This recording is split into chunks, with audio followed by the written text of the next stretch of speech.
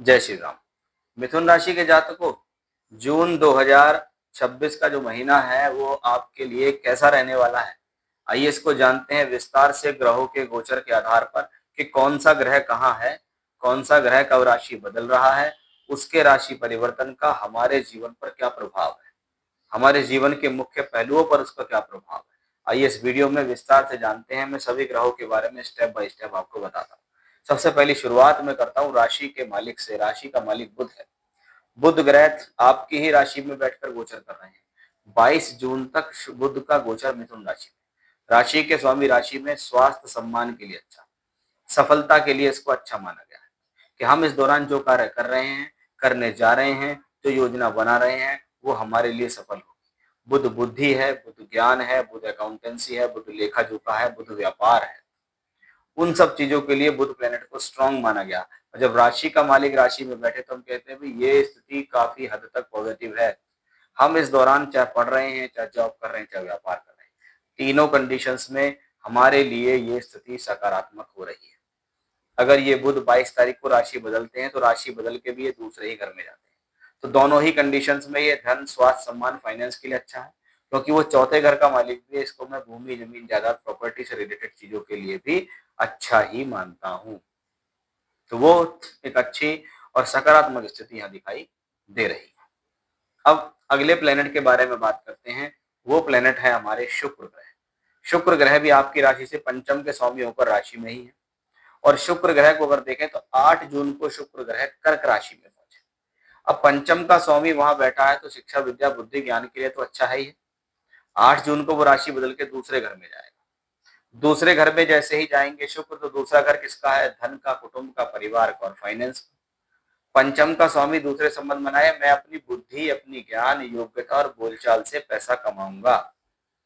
ये स्थिति मेरे जीवन में फाइनेंशियली मुझे हेल्प करेगी, एजुकेशनली हेल्प करेगी, संतान का सुख सहयोग भी दिलाएगी। अगर शुक्र वहां 8 जून को पहुंच जाएंगे तो बुध भी वहां पर 22 तारीख को पहुंचकर बुध शुक्र का फिर से अच्छा धनयोग बनाएंगे। तो शुक्र पॉजिटिव हुए।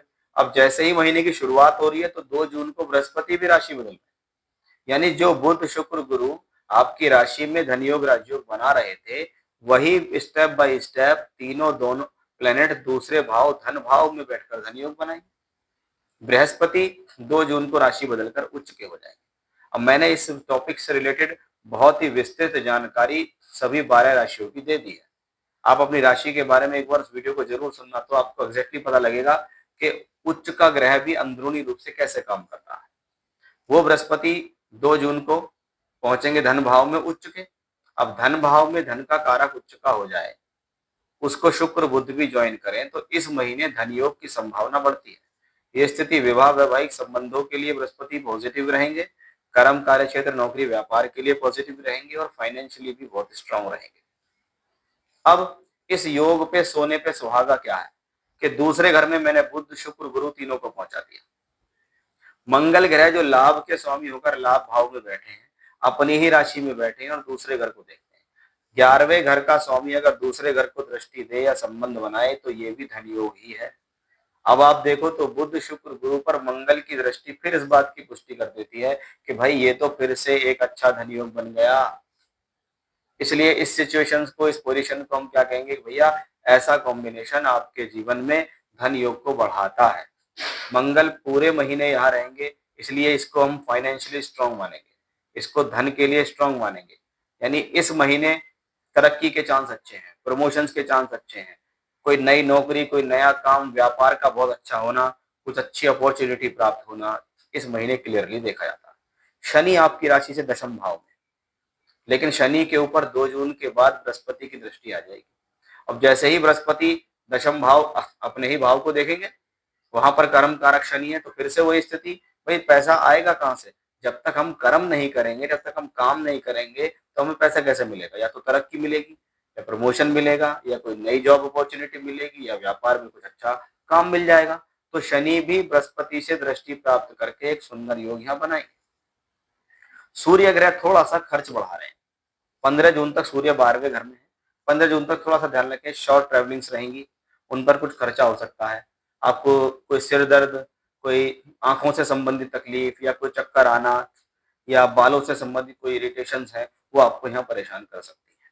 इसलिए थोड़ा इस बात का विशेष तौर पर ध्यान रखकर चलना होगा। दूसरी चीज, सूर्य ग्रह 15 तारीख को राशि बदल कर आपकी राशि में आ जाएंगे। अब तीसरे घर का मालिक अगर राशि में आता है तो साहस में वृद्धि करता है, ट्रैवलिंग्स बना सकता है, लेकिन ये ट्रैवलिंग इस बार काम के लिए होंगी। ये ट्रैवलिंग इस बार कार्य क्षेत्र से संबंधित स्थितियों के लिए पॉजिटिव। सूर्य क्योंकि केतु थर्ड हाउस में है, तो छोटे भाई बहनों के साथ संबंध को मेंटेन करके चलना है। राहु 9th हाउस में है, वो शनि के फल देंगे, इसलिए उसको भाग्य और कर्म दोनों के लिए पॉजिटिव माना गया।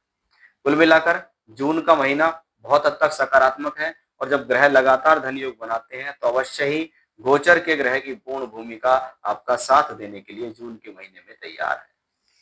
जय श्री राम।